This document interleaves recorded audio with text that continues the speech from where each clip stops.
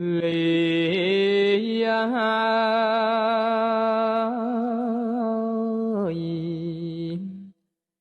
លី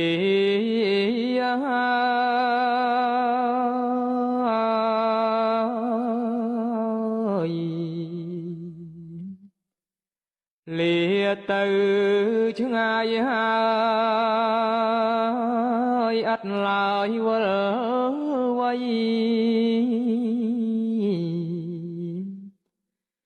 លាអស់ភូមិស្រុក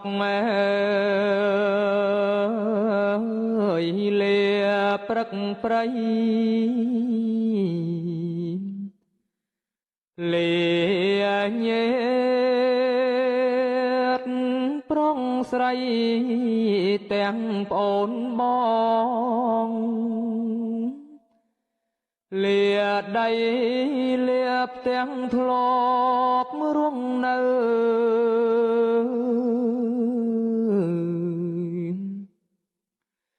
លាភូមិលាផ្លូវដែលធ្លាប់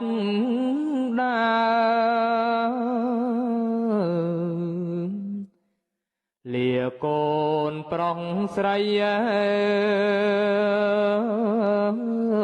ដែលធ្លាប់ប្រើ